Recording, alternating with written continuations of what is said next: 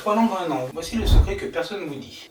Bonjour les explorateurs de langue, ici Bernard de Goyot et aujourd'hui je vous raconte comment j'ai appris 3 langues en un an et surtout le secret que personne ne vous révèle. Oui, ça peut sembler bizarre, dingue, mais c'est vrai. Pas besoin d'être un génie ni d'avoir 10 heures par jour à y consacrer. Je vais tout vous dire étape par étape et vous allez voir, c'est beaucoup plus simple que vous ne le croyez. Restez bien jusqu'à la fin, je partagerai mon meilleur hack pour gagner du temps dès aujourd'hui. D'abord, laissez-moi vous dire ceci. J'ai commencé comme tout le monde à l'école, au collège, au lycée. Au lycée, j'ai détesté l'allemand, ou plutôt un professeur d'allemand en second. Je me souviens d'une dissertation à laquelle j'ai eu 4 sur 20, oui 4. Et là j'étais persuadé que l'allemand ce n'était pas pour moi. Puis un jour j'ai découvert quelque chose qui a tout changé. Pas un cours miracle, pas une nappe magique, juste une approche différente. Première étape, j'ai arrêté de traduire dans ma tête. Je sais, on vous a toujours dit de faire attention à la grammaire. Le cerveau n'aime pas traduire. Il veut penser directement dans la langue. C'est comme apprendre à faire du vélo. On tombe, on recommence et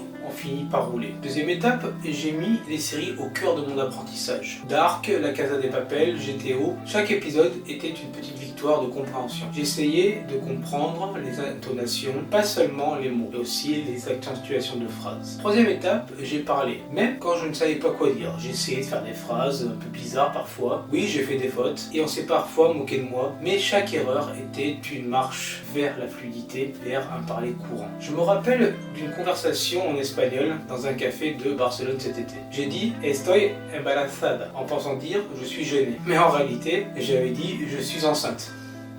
Tout le monde m'a regardé bizarrement et j'ai compris que bien plus tard que c'était n'importe quoi que j'avais dit. Mais cette phrase, vous voyez, je ne l'ai jamais oubliée. Quatrième étape, micro-objectif. Plutôt que de dire « je veux parler couramment espagnol » ou toute autre langue, préférez dire « je fais 10 minutes d'écoute aujourd'hui » ou encore « j'apprends 5 mots ce soir ». Le cerveau adore les petites victoires et chaque mini-succès crée une dépendance positive.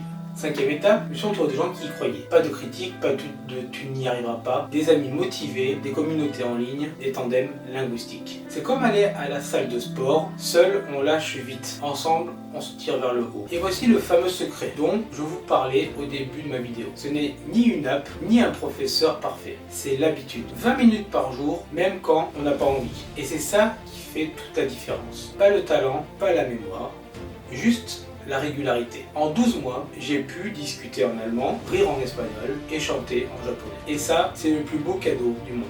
Vous savez quoi? Vous pouvez le faire vous aussi. Oui, vous, derrière l'écran. Peu importe votre âge, peu importe votre niveau, commencez aujourd'hui, même 5 minutes. Mettez une série, chantez une chanson, répétez un dialogue. L'important, ce n'est pas d'être parfait, c'est de commencer maintenant. Dites-moi en commentaire quelle langue vous fait rêver. L'italien romantique, le japonais mystérieux, le chinois fascinant, toute autre langue, je veux savoir et je vous répondrai personnellement. Et si cette histoire vous motive, mettez un gros pouce bleu. Abonnez-vous à Goyot, on va apprendre ensemble. Je publie des astuces chaque samedi pour progresser plus vite. Et pour aller plus loin, j'ai préparé un guide gratuit, la motivation en langue, 7 jours pour ne plus abandonner. Le lien est en description juste sous cette vidéo. Allez le télécharger. C'est le même plan qui m'a permis de tenir chaque jour sans abandonner. Et rappelez-vous, ce qui compte, c'est la régularité, pas la perfection.